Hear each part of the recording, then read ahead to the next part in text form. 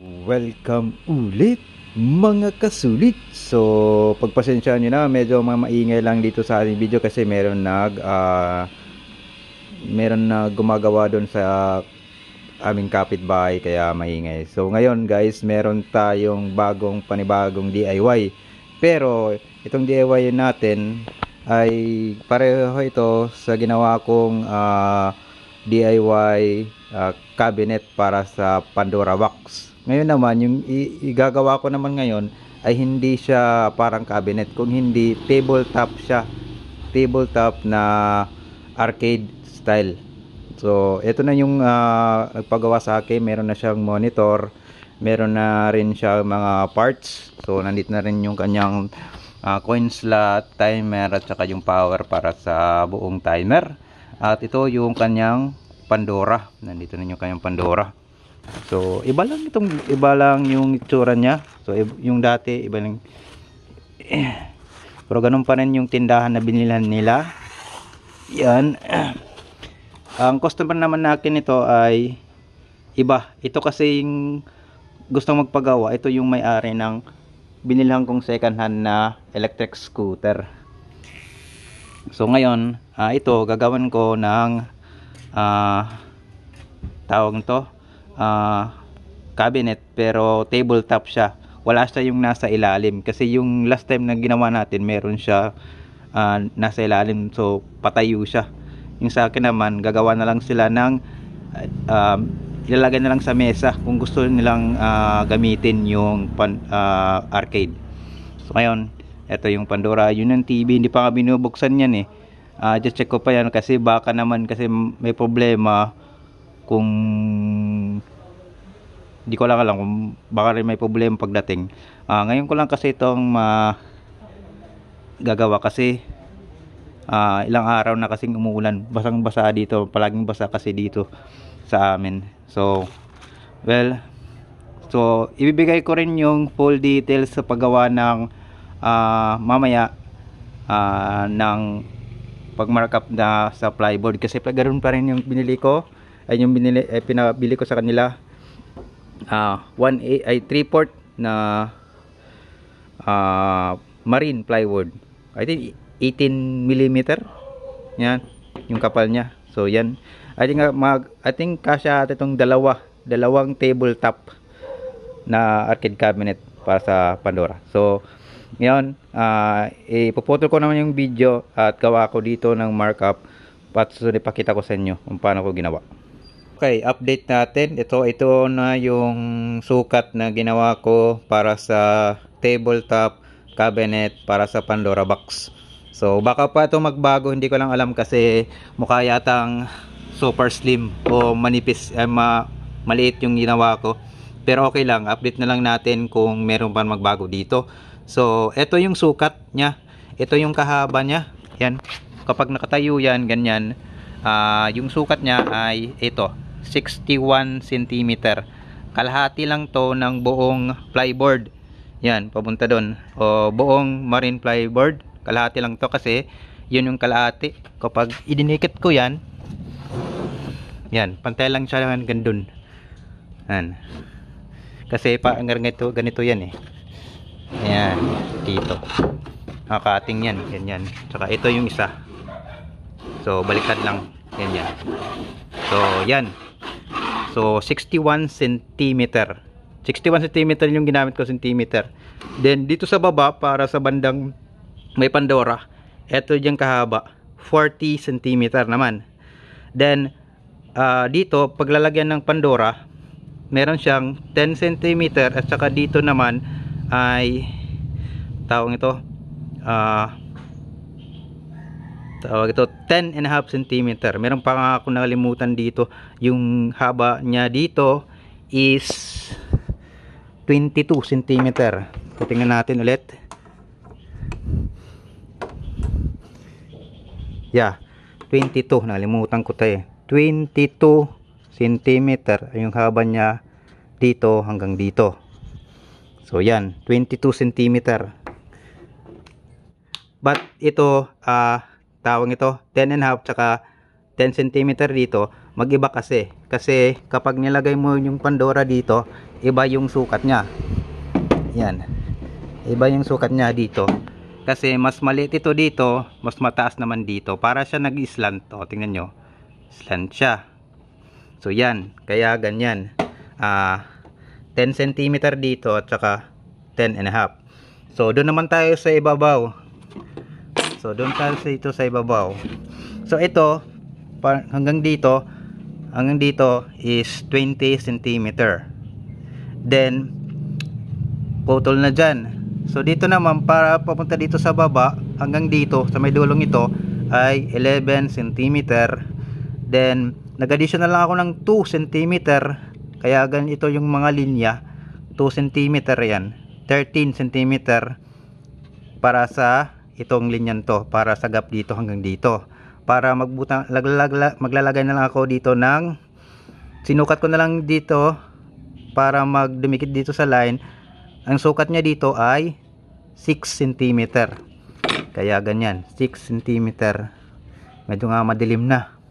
6 cm yan, 6 cm yan. Tsaka dito yan, nilagyan ko na lang linya ng straight hanggang dito. So 22 cm yan hanggang dito kaya huwag kang magkakamali. 20 cm dito. So yan yung muna yung mock up ko. Wala na tong sukat dito.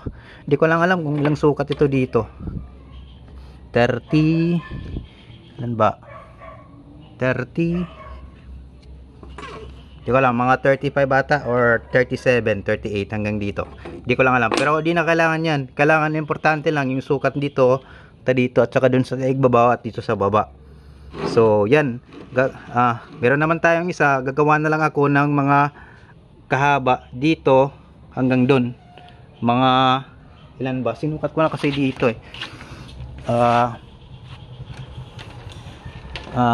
ilang ba? Ilan ba yung sukat dito? Ano ba yan? Ayusin ko na muna. Then ang sukat niya ay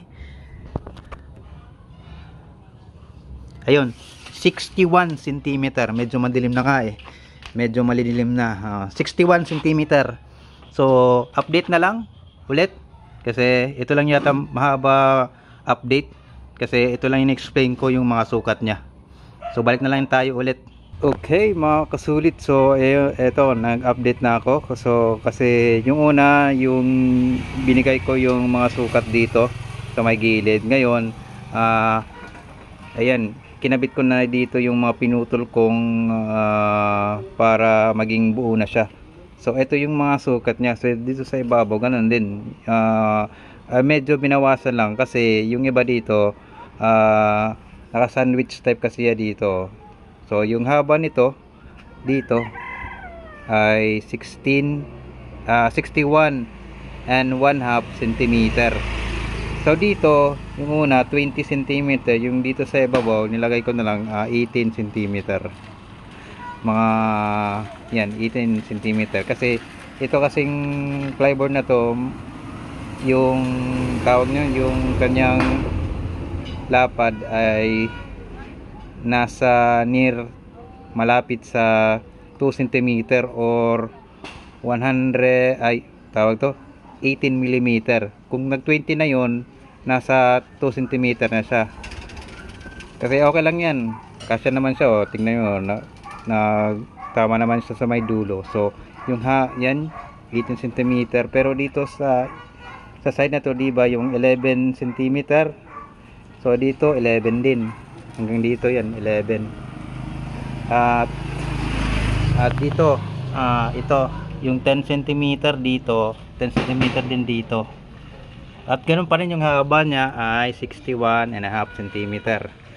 At dito naggumawa rin ako dito ng eto 5 cm. Ito kasi yung paglalagyan ko ng kung nakalagay na dito yung Pandora, dito ko ilalagay yung reset button para meron dong pag-exit ng games. Yan, ilalagay ko dito. So nilipat ko kasi. At saka gumawa na rin ako dito ng ito yung side na to. Ito ay yung dito nilagay ko sa dito 6 cm, diba 6 cm, pero yung ginawa ko lang 5 cm lang to. Ayan, 5 cm lang yan. Ganyan ko. Depende na lang sa inyo. Kung gusto nyo pahabaan pa, 6 cm, aabot na yan dito. Ayan. Pero medyo slant na masyado yung paglagay ng TV. Kasi dito meron ako nilagay na 5 cm. Yan. Tapos dito sa baba, yung sukat kasi dito is 40 cm. So binawasan ko rin ng 2 cm. Kasi nandito naman siya tatama. Kung lagay natin yan, ganyan ang magiging labas niya. So ganyan. Sandwich lang yan ha. Sandwich type. So ito 40 cm. So binawasan, naging 38. Kaya ako nandito na sa labas, umpisahan ko na tong pinturahan ng itim. So balik na naman tayo ulit. Ayan mga kasulit. So nandito na natapos ko ng pinturahan yung box at saka binutasan ko na rin para nilagyan ng timer at saka yung coin slot. So nandito yung coin slot niya. Hindi, mas maganda sana kung nasa harapan, pero wala akong idea kung saan ko ilalagay yung coin slot kasi medyo makitid or walang masyadong lalagyan. So yan yung ginawa ko. So yan, so nandito yung coin slot. So lalagay na lang ako dito ng parang bottle. So about sa TV naman, kung mapapansin nyo, nilagyan ko siya ng patong temporary para mapakita ko. Sige, kasi lalagyan ko na lang ng patong dito. Kasi medyo mababa kasi yung configuration ko. Depende na lang sa inyo kung anong gamit ng ano yung gagamitin yung LCD or TV. Kasi ito 24 inches kasi itong size na to. Kaya ganyan. Naglagay na rin ako ng para paglagay ng salamin. So meron tong guma dito. Tsaka plastic, screw, apat yan. Yan dito rin, tsaka dito rin. So malalagay yan yung salamin. Then yan. Medyo madumi pa nga eh. So yan yung pwede matatanggal pa rin to. Kasi yan tatanggal pa rin yan. Kasi ilalagyan ko yan ng screw doon sa loob para hindi ito maangat. So yan. As about dito, medyo nga malaki dito yung gap. Pero depende. Sa akin okay pa rin to. For now, lalagyan po man ito ng salamin. Meron ng salamin, nakabili na ako ng salamin. Mura naman na yung mga salamin ngayon eh. Yung nabili ko dito ng salamin, 220 pesos lang yung presyo. Kaya depende na yung size na gamitin nyo. Sinukat ko lang siya dito hanggang doon. So yan, malatapos na to. At yung pintuan sa likod, isang buo lang. Ganun pa rin yung dati kong binili ay ginawa na isang buo lang, open lang siya palabas. And eto, malapit na to. Sa wirings, eto na, nag-splice na ako ng wiring dito sa loob ng tawag ito, Pandora. So dalawang wiring ito dito. Yung isa, eto, for reset button. Ito yung reset button, ito yung pause. Yan yung pause. Kasi iniba ko na yung line niya dito. Pareho na to dito sa coin sa player 1. So coin niya yan, coin na rin to. Then naglabas na lang ako ng wire para sa reset. Ito yung paglalagyan ko, yung reset na to. Tsaka ito, kung nagtatanong kayo kung paano i-connect sa timer, ito na lang. Nagputol lang, pinutol ko yung ground wires ng mga button nito. Yan. Kasi dalawang line lang yun. Okay lang, kahit ipagdikit nyo, okay lang yun kasi pareho lang. Ilagay ko lang dito ng wire. Kaya ito, papunta na ito dito sa timer. Kaya madali lamang yan pagkabit sa tawag nyon sa coin slot. So nandito naman yung mga paglalagyan, power. So yun, tapos na to. Bilhin na ako ng bisagra para paglagay ng pintuan dito sa likod. Then okay na to. Tsaka plan ko yata lagyan ko dito ng hawakan kasi kung bibit-bitin ito, kasi tabletop kasi ito, so madali na itong mabit-bit. Then yan, so update ko na lang kasi matatapos na to, baka bukas pa kasi medyo nabibisi dito sa bahay. Yeah. Tsaka amoy pintura pa to eh. Ayaw kasi nila na may amoy pintura. So update na lang ulit. Okay, ito na mga kasulit, natapos na natin gawin yung Pandora box. arcade cabinet or tabletop cabinet. So yan, nandito na siya, nakalagay na yung Pandora box dito at hindi na yan matatanggal. So naka-fix na yan. Meron diyang screw sa ilalim, sa loob. Then ngayon, yan, dito na siya, meron na rin salamin. Salamin na yan kasi para protektado yung monitor, para hindi pisil-pisilin ng mga bata. So yan. Then ito yung itsura niya sa may gilid. Yan. Ito rin, nandito na rin yung coin slot. Then yung power para pag turn and off, naglagay lang ako dyan at ito yung pintuan niya para dito sa loob. So mamaya natin i-discuss yan. Yan, ito na. Yan. Yan, kung makikita nyo, naka 0, walang oras at saka hindi yan gagana. Yan, kahit anong pindot mo yan, hindi yan gagana. Yan. So meron ako ditong coins. Then ito yung ginawa ko dito pala, nakalimutan ko, yung itong reset button na to.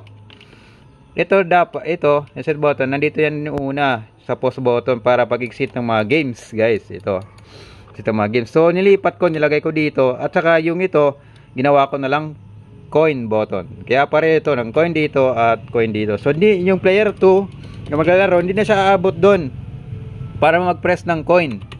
So dito na siya, coin na to. Yan. Makita nyo, ayaw gumana. So testing natin. So yan, meron yun dito lalagyan ng mga coins. Kaya yan yung pagkagawa ko. So pwede na yan lagyan, hindi niya mahulog sa ilalim. O medyo nahulog naman, pero hindi yan naabot doon hanggang ganyan. Yan. Yan, subukan natin for the temporary forces. Yung timer nakaset lang muna sa 1 minute. So ngayon, pulugan natin ng piso. So nandito yung coin slot. Yung coin slot pala universal. Accept ng all kind of coins. So yan, may oras na. So makakapili na tayo ng games. Yan, nakapili na tayo ng games. So ano ba? Yan, pili tayo. So yan, gagana na rin to.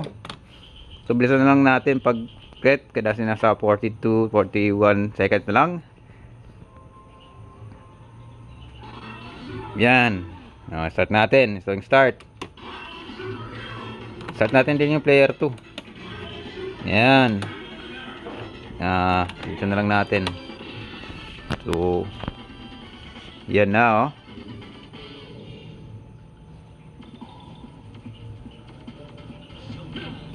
So gagana talaga yan. Yan, gagana yan, oh. Yan. So 10 seconds na, magtutunog na siya. Kasi wala ng oras. So pag masan nyo to, makakasulit. Pero akong bagong ginawa dito. Yan, wala ng oras, no. So hindi na yan gagalaw kahit anong pindot mo. Pero itong pause button na to, gagana pa rin to. Yan, oh. Ayan. Ganun nyo, gumana. Kasi hiwalay siya, hindi siya nakakabit dun yung timer sa mga button. So hiwalay siya. So kahit anong pindot mo rin yan, hindi yan gagana. So hanggang hindi hinuhulugan ng barya, hindi yan gagana. Yan. Kahit yung start. Pero maggagana pa rin yan. Yan, oh. Ganun lang. Maganda yan kasi kapag yung bata wala pang coins, kukuha pa, yan, pwede niyong i-pause. So patuloy natin. Then yan, gagana na yan. Kapag nilagay ko, gagana na rin yan. So yan, kahit nagpilit ako dito ng continue, gana na yan. So exit natin. Yan, exit. So yan yung tsura nya dito. Meron pang oras nga. So dito naman, buksan natin para mapakita ko sa inyo. So meron na siya ditong tawag ito susi. So dito medyo tightly siya, medyo sikip. So nandito yung kanyang mga plug-in ng power. So ito yung Pandora, ito yung TV at saka yung timer. So medyo dalawang slot lang kasi kung tatlo naman yung slot na gagamitan ko, hindi naman magkakasya kasi ganoon din, bibili rin ako ng ganito. So bumili ako dito ng parang split type octopus na mga saksakan. So nag-beat na yung timer. So hintayin muna natin mag-off. So yan, nakapatong din yung TV, yung monitor kasi medyo mababa yung kanyang stand at saka ito yung temporary coin slot. So lahat yan dito naka-strap yung monitor para hindi siya makalog kasi yan hindi yan makakalog. Kahit kalogin nyo buong arcade cabinet, hindi yan makakalog. Saka yan, naka-glue stick na yung timer. Yan. timer. Yan, para hindi matanggal. Ganun din dito. At saka pa ganun din doon sa mga saksakan.